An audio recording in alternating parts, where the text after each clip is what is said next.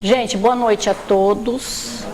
Se nós estivéssemos com o nosso coral aqui, eu ia pedir para cantar em nome do amor, fora da caridade não há salvação, né? Mas infelizmente nós não podemos, né? Muito boa noite, eu já falei, né? Que Jesus nos abençoe, nos ilumine e nos proteja. O nosso estudo das quartas-feiras, nós estamos estudando o Atos dos Apóstolos. E aí, naquele estudo, a gente percebe as andanças que o apóstolo Paulo teve, né?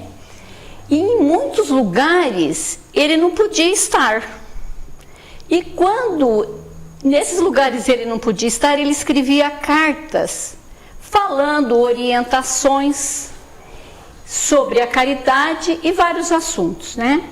E hoje nós vamos falar um pouquinho sobre a caridade. Está na primeira carta do apóstolo Paulo aos Coríntios.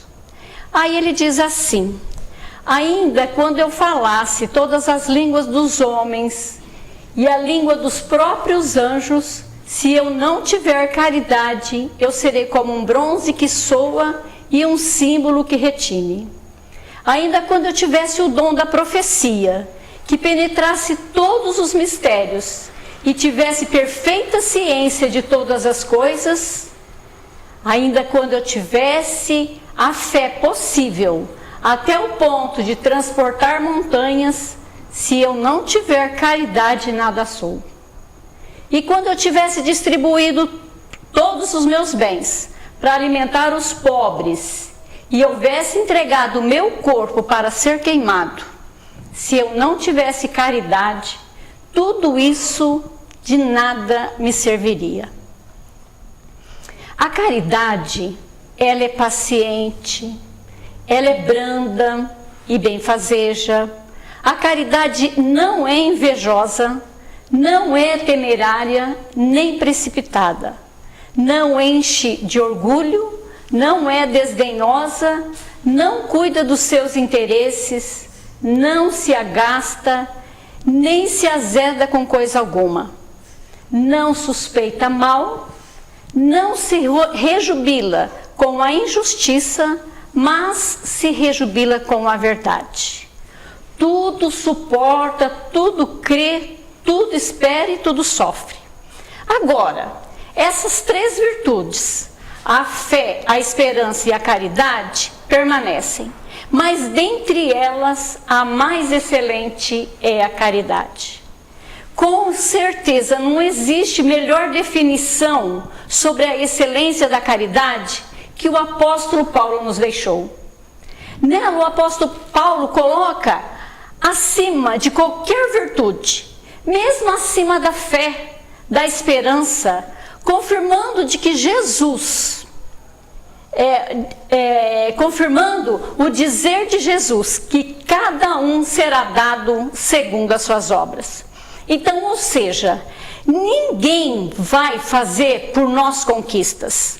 Somente é através do nosso esforço, da nossa vigilância constante, que poderá trazer o hábito da prática da caridade. Então, o apóstolo Tiago, ele diz que morta é a fé sem obras.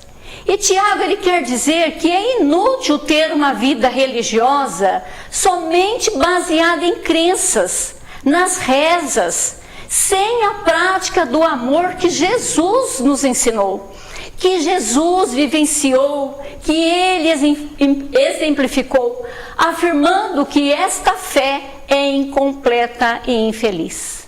Então, quando o apóstolo Paulo, ele diz: ainda que eu falasse todas as línguas dos homens, e mesmo a dos anjos, se eu não tiver caridade, eu sou como um bronze que soa, ou como um sino que bate. E ele quer dizer, com isso, né, que ele quer dizer que quem estiver com o seu coração endurecido, deixando de fazer o bem, mesmo que tenha todo o saber, mesmo que ele seja instruído, saiba falar palavras bonitas, isso nada vale comparado à nobreza da caridade. E ele escreveu ainda que se alguém tivesse o dom da profecia e a possibilidade de conhecer todos os mistérios e penetrar o conhecimento de todas as coisas, se tivesse grandiosa fé ao ponto de transportar montanhas, nada disso seria se ele não tivesse a caridade.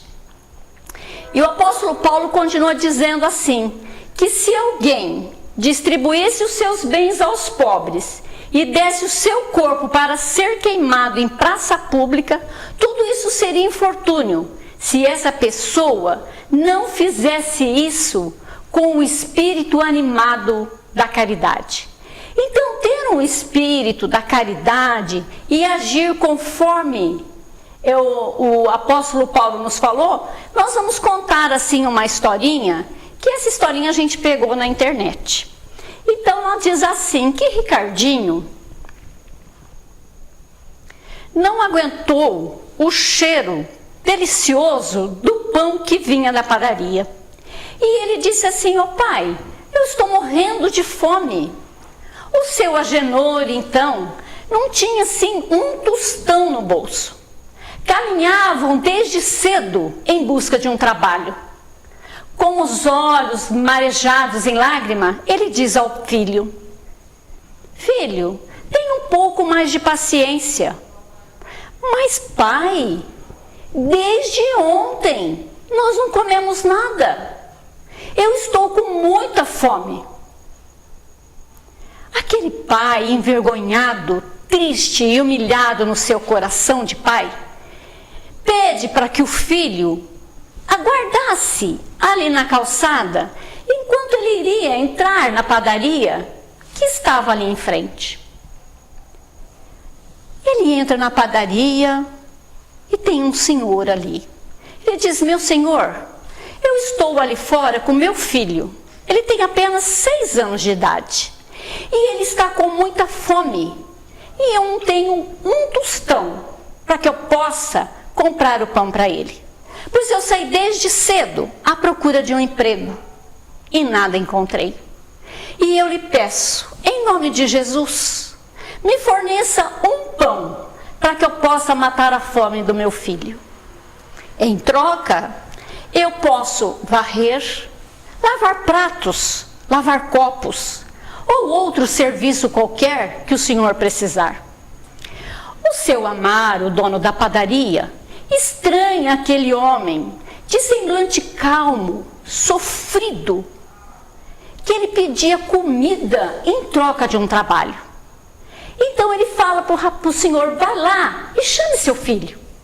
O seu Agenor pega o seu filho, apresenta ao Amaro, que imediatamente pede para que os dois se sentem junto ao balcão e pede para servir 2 pratos de comida. O nosso famoso PF, arroz, feijão, o bife e um ovo. Para Ricardinho, era um sonho comer após tantas horas na rua. Mas para o Agenor, o pai, era uma dor a mais.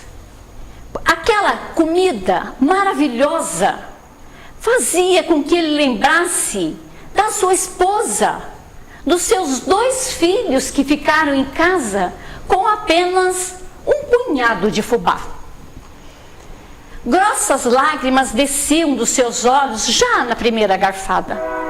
Mas a satisfação de ver o filho devorando aquele prato simples, maravilhoso, como se fosse o manjar dos deuses, mas a lembrança daquela pequena família em casa foi demais para o seu coração tão cansado que há mais de 2 anos estava desempregado, passando por humilhações e por necessidades. Mas o seu Amaro aproxima-se dos 2, percebendo aquela emoção no pai, brinca para relaxar e diz, ô Maria, a comida deve estar bem ruim, hein? Porque o nosso amigo está chorando de tristeza desse bife que parece mais uma sola de sapato. Mas o seu Agenor sorri e disse que ele nunca havia comido uma comida tão apetitosa e agradecia a Deus por ter esse prazer. O seu Amaro, então, diz ao Agenor: olha, meu amigo, sossegue o seu coração, almoce em paz e depois nós vamos conversar a respeito de um trabalho. Então, mais confiante, o Agenor enxuga as lágrimas e começa a almoçar. Após o almoço, o Amaro então convida o Agenor para ter uma conversa no escritório. E Agenor então conta para ele que há mais de 2 anos ele havia perdido o emprego. Então ele não tinha uma especialidade profissional, ele não tinha um estudo e ele estava vivendo de pequenos serviços. E há 2 meses ele não recebia nada. Seu Amaro então contrata Agenor para os serviços da padaria, para fazer os serviços gerais. Penalizado, e também foi e fez uma cesta básica, com alguns alimentos ali, para que desse para a família comer durante uns 15 dias. O Agenor, então, com lágrimas nos olhos, ele agradece a confiança daquele homem e marcaram para o dia seguinte o início do trabalho. E ao chegar em casa, o Agenor já era um novo homem. Ele sentia esperanças, ele sentia que a sua vida iria tomar um novo rumo. Deus estava abrindo mais do que uma porta, era toda uma esperança de dias melhores. E no dia seguinte, às 5 horas da manhã, estava lá o Agenor na frente da padaria, ansioso para iniciar um novo trabalho. E Amaro chega logo em seguida e sorri, olha para aquele homem e ele pensa que ele nem sabia por que é que ele estava ajudando aquele senhor lá. Os dois, eles tinham a mesma idade, 32 anos, caminhos, histórias diferentes, mas algo dentro daquele homem dizia que ele precisava ajudá-lo.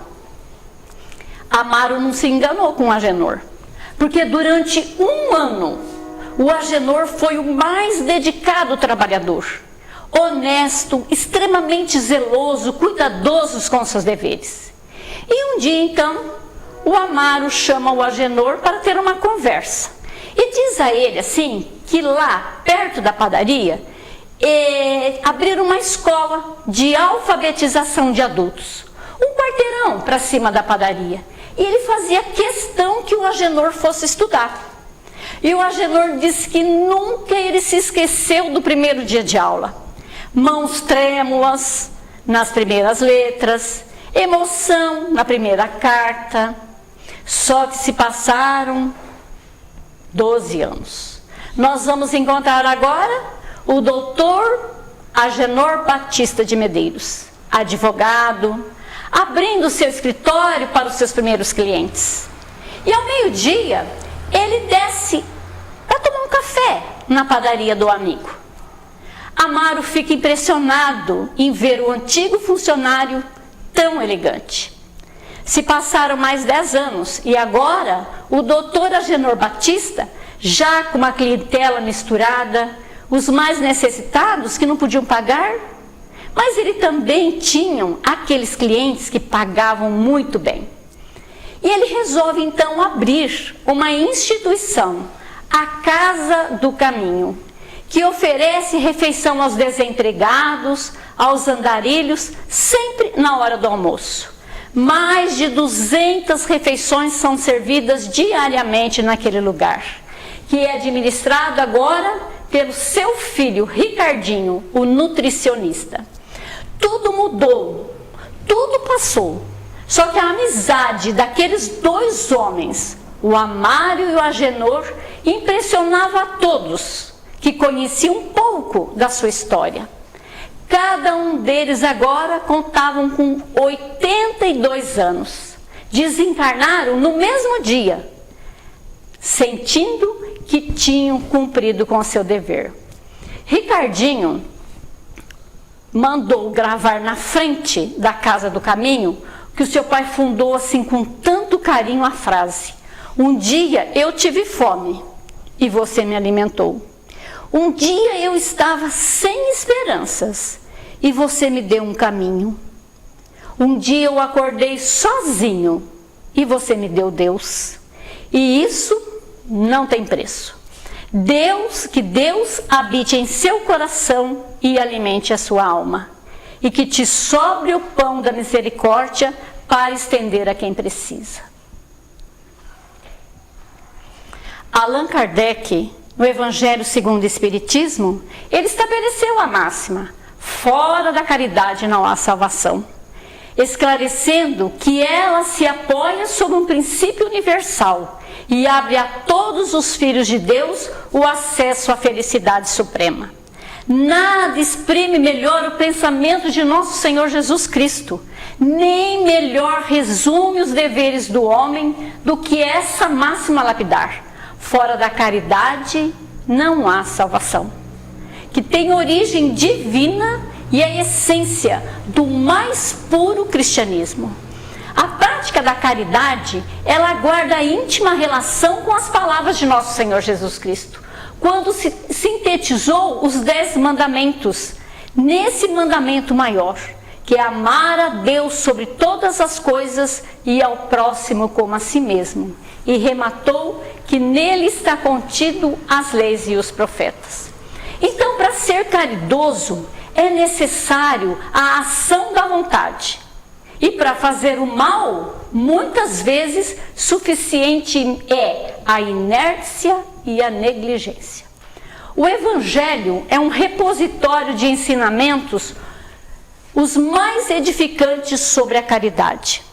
Jesus Cristo, ele desceu dos mais altos páramos espirituais a fim de demonstrar toda a extensão do seu amor pelos seus irmãos menores neste planeta.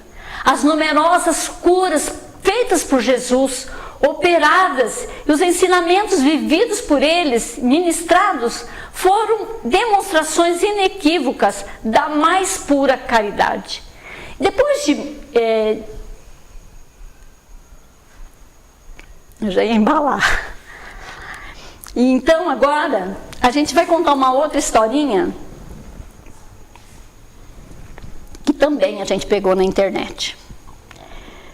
Depois de muito tempo nas ruas, comendo os restos do que conseguia, ele se deixou levar pelo aroma daquele feijão. E quando ele viu, ele estava batendo palmas na casa onde provinha aquele aroma. Uma senhora o atendeu, não se assustou com a roupa dele. Roupa gasta, suja, aqueles cabelos enormes, cheios de nó, e que muito tempo não via um corte. E ela disse assim: em que posso ajudá-lo? O Eduardo, ele ficou mudo diante daquele rosto tão bondoso. A sua voz nem saía e ele começou a gaguejar: bom dia. Sabe, senhora, eu senti o cheiro daquele feijão cozinhando e eu lembrei da minha mãe. Lembrei da fome que eu estou e resolvi pedir um pouquinho, se a senhora puder me dar. A dona Benedita, ela ficou surpresa com o desejo daquele menino. Sim, apesar daquelas roupas velhas, sujas, aquele rosto marcado pela sujeira, aquele rapaz não deveria ter mais ou menos entre 15 ou 16 anos. E ela se comoveu com aquele menino que pediu para que ele entrasse dentro da casa dela. O Eduardo, então, ele não sabia o que fazer, porque nunca ninguém pedira para que ele entrasse na casa delas. O máximo que as pessoas faziam era dar uma comida misturada numa lata de goiabada ou numa embalagem dessas de plástico de sorvete, que normalmente as pessoas nem querem de volta, como se aquela pessoa tivesse uma doença contagiosa. E timidamente, então, ele entrou, seguindo aquela senhora tão amável, entrou numa cozinha simples, mas bonita, com azulejos na parede, azul clarinho. Os pisos do chão eram um piso vermelho brilhante. Tinha no canto uma mesa com 4 cadeiras. Na mesa ela já tinha o arroz numa travessa, uma água fresquinha, pratos e copos. E ele pensou assim: ai meu Deus, eu acho que o paraíso deve ser assim. Mas sem saber o que fazer, ele ficou ali, parado na porta, em pé, observando aquele ambiente que deu a ele uma paz indescritível. Ele já andava pelas ruas há mais de 4 anos, desde que sua mãe morreu lá num estado distante. Sem nenhum parente, o Eduardo lembrava-se apenas da mãe, dizendo que ela teve um paizinho que ela amava muito e que ela gostaria muito de vê-lo. E ele lembrava, naquele momento ali, da mãe chorando todas as noites, falando baixinho para que ele não acordasse, da saudade que ela sentia do seu pai e da sua mãe, que ela amava tanto. E a mãe dele morreu de uma doença nos pulmões, sem conseguir rever os pais. E a senhora bondosa voltou para junto de Eduardo, trazendo uma toalha, algumas roupas na mão usada, e foi falando para ele: olha, meu filho, vai lá tomar um banho, enquanto eu acabo de fazer o feijão. Então, sem saber assim muito bem o que ele fazia, o Eduardo pegou aquele pacotinho, entrou naquele chuveiro e começou a tomar um banho. Ele disse que foi o banho mais gostoso da vida dele. E ele também nunca viu uma água tão encardida, tão suja, sair de uma pessoa só. E aos poucos foram saindo as dores, as mágoas, e ele começou a cantar. Quando ele saiu do banho, a dona Benedita ficou olhando parada, olhando para aquele rosto, para aqueles cabelos ligeiramente aloirados, cheio de cachos. Imediatamente ela se lembrou da sua filha, que saíra de casa numa briga que ela tinha tido com o pai. Ela engravidara de um rapaz que não quis assumir a criança. O seu pai, um homem das antigas, não soube entender a filha caçula, grávida, sem marido.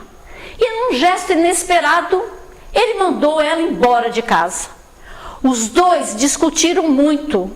A moça falou que já não era mais a sua filha. E ela saiu naquela noite e nunca mais voltou e deu notícias. Aquilo ali foi demais para o coração daquele pai, que apesar do seu modo grosseiro de tratar os filhos, seu modo rude, acostumado somente ao trabalho, ele amava como um louco aquela filha dele. E depois que ela partiu, todos os dias ele saía à rua atrás de notícias, de uma pista onde levasse, onde estaria aquela filha. Arrependido, ele foi definhando e acabou morrendo depois de alguns meses. E ali na frente daquela senhora estava aquele rapazote, com o rosto parecido com o da filha. Mas a dona Benedita voltou à realidade do feijão à mesa e mandou que ele sentasse. E quando o rapaz colocou a primeira garfada de comida na boca, ele começou a chorar. E a dona Benedita percebeu a situação e falou para ele assim: o que foi, meu filho? O que está acontecendo com você? Aí o Eduardo sorriu para ela timidamente e disse: são apenas lembranças que eu estou tendo da minha mãe, e eu amava tanto ela.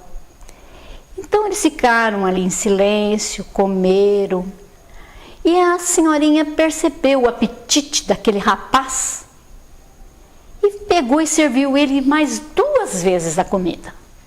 Depois ela fez um cafezinho e perguntou para ele: qual é o seu nome? para mim um pouco da sua história. E ele só falou o nome. Saiu e agradeceu muito a ela a refeição. E com as roupas já limpas, aquele banho tomado, a barriguinha cheia, né? O Eduardo descobriu que ele estava na Vila Maria. E isso acendeu a sua esperança. Mas quando a noite chegou, ele viu, pelas luzes que acendiam, que aquele lugar era muito grande.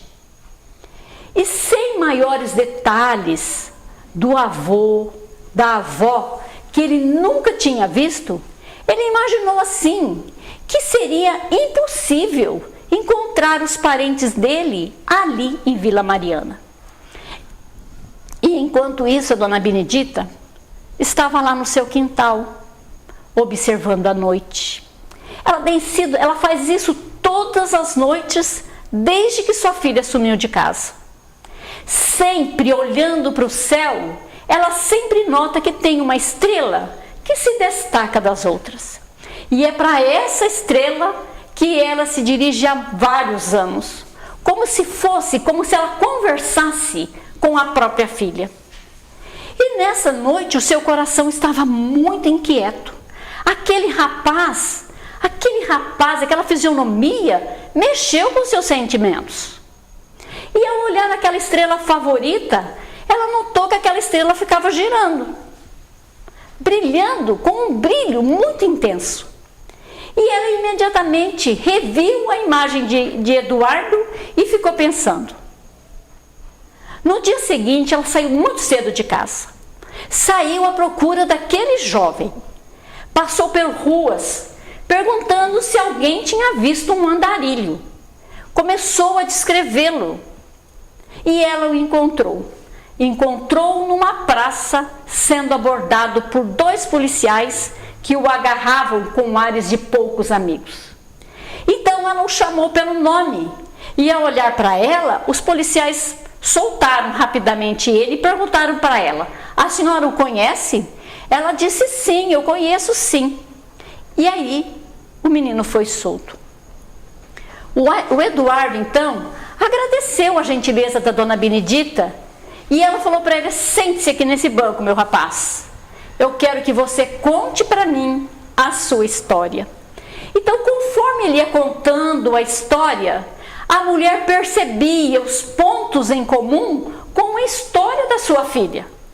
O tempo decorrido, a idade, aqueles cabelos encaracolados, aqueles olhos que agora parecia ver como um espelho que refletiu os olhos do seu amado marido. Quando ele falou o nome da sua mãe, a dona Benedita então começou a chorar. Mas ela chorou tanto, ela abraçava o Eduardo, apertava o Eduardo, e o menino ficou com medo que fosse acontecer alguma coisa com a mulher. Aí ele disse: dona, o que eu fiz para a senhora? Por favor, a senhora precisa parar de chorar, fala para mim. E a dona Benedita então começou a contar para ele a história da sua filha. Aí Eduardo então percebeu que a busca da família tinha acabado. Então ele acabou de encontrar a família e agora foi a vez do Eduardo a chorar de felicidade, né? E o tempo foi passando, passaram-se 12 anos a partir daquele encontro. E o Eduardo agora é um arquiteto de muito prestígio, trabalha numa construtora, se casou. E ele, mesmo tendo condições de morar numa elegante casa, um elegante apartamento, ele preferiu ficar ali, morando com a sua avó. E a dona Benedita então sai todas as noites do quintal, olha para o céu e ela fala com a filha.